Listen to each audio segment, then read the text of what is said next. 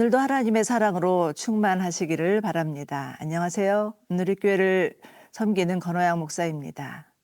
성경을 읽다가 가끔은 그 많은 이스라엘 백성들이 어떻게 광야를 지나서 가나안까지 들어갈 수 있었을까 궁금해질 때가 있습니다.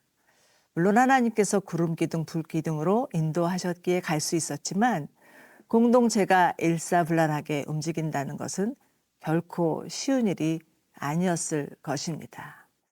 그런데 하나님께서 이스라엘에 주신 것이 있었으니 은나팔입니다. 마이크도 없고 스피커도 없는 시대의 은나팔은 그들의 행진을 돕고 하나님의 뜻을 전하는 수단이었습니다. 오늘 말씀을 통해서 은나팔에 담긴 영적 의미를 함께 묵상해 보시겠습니다. 민수기 10장 1에서 10절 말씀입니다. 민수기 10장 1절에서 10절 말씀입니다.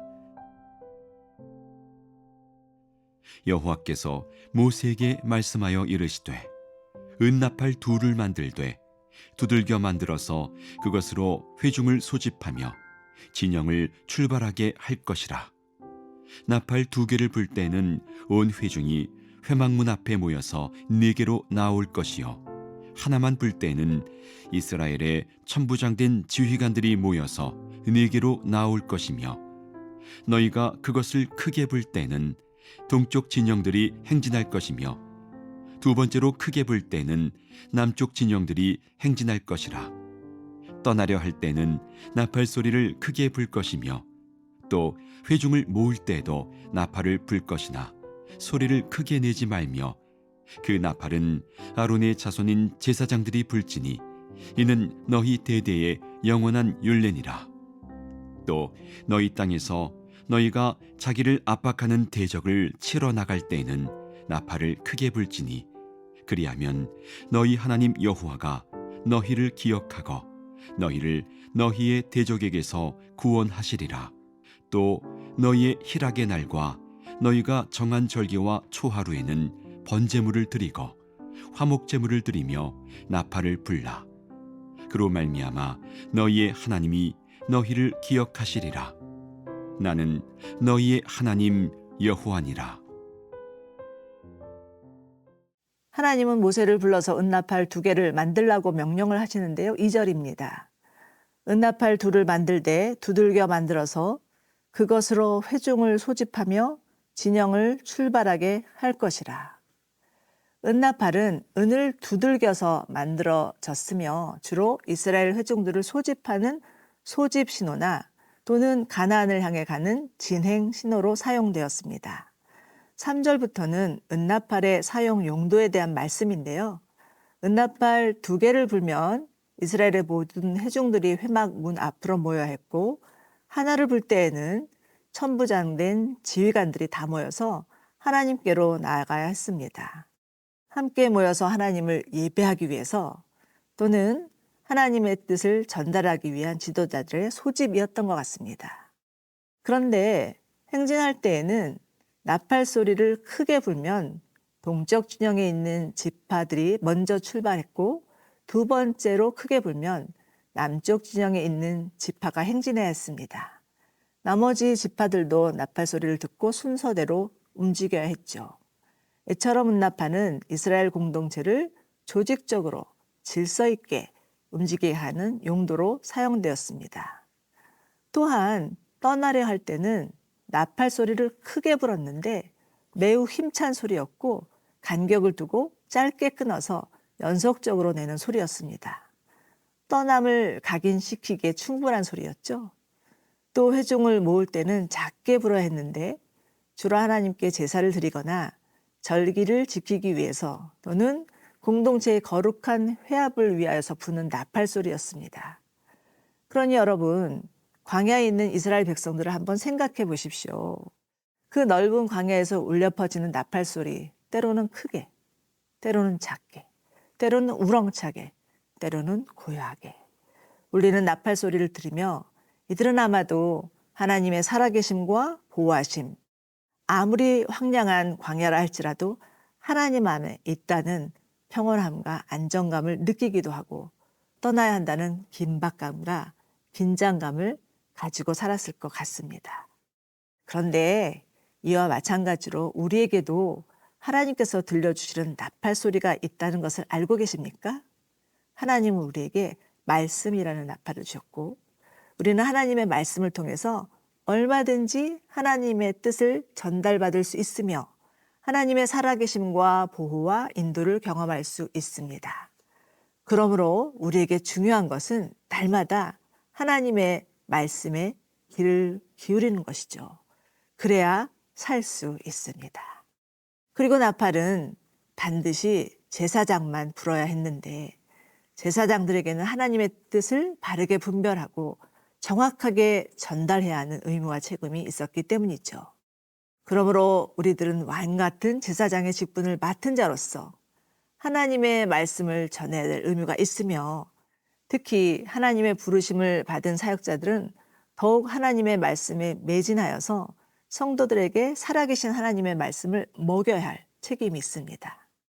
그러니 여러분, 오늘 하나님께서 들려주시는 나팔 소리는 무엇입니까? 하나님의 나팔 소리에 민감하게 반응하여 나뿐만 아니라 내가 속한 공동체, 그것이 가정이든 교회든 직장이든 하나님의 말씀을 분별력 있게 잘 전달할 수 있는 자들이 되시기를 바랍니다.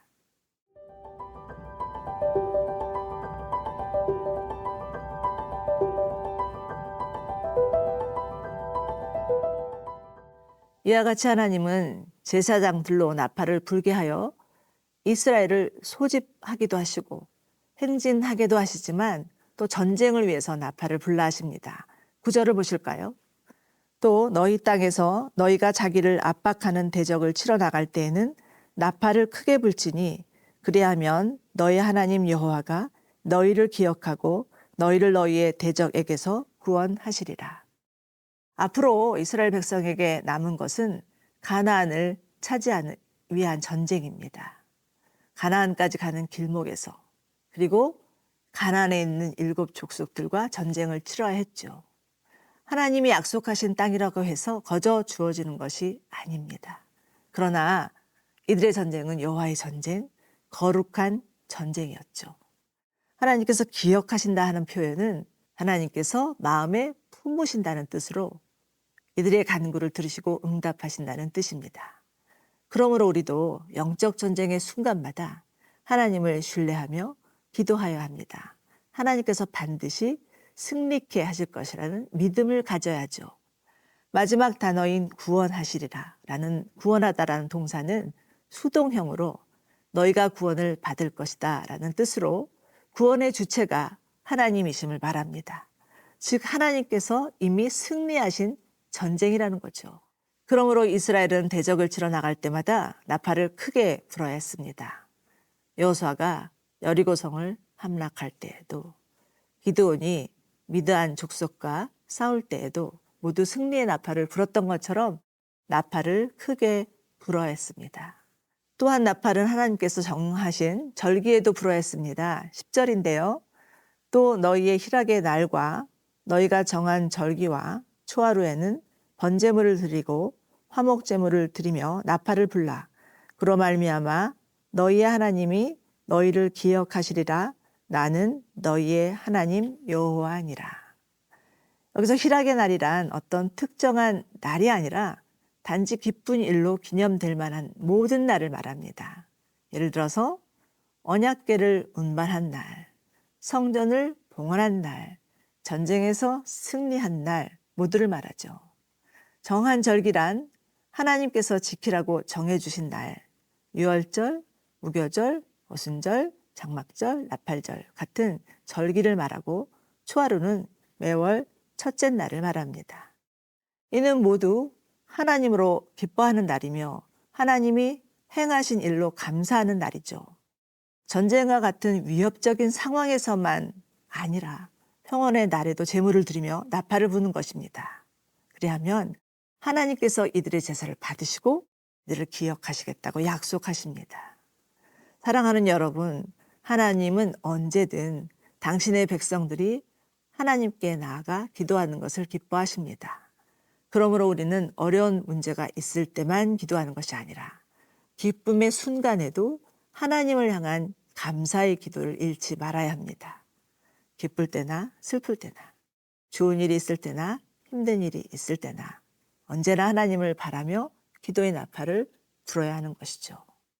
늘 하나님을 생각하며 기도할 때 하나님께서 반드시 들으시고 우리에게 가장 좋은 것으로 응답하여 주실 것입니다. 오늘도 하나님을 바라보며 기도하는 기도의 나팔수들이 되시기를 바랍니다.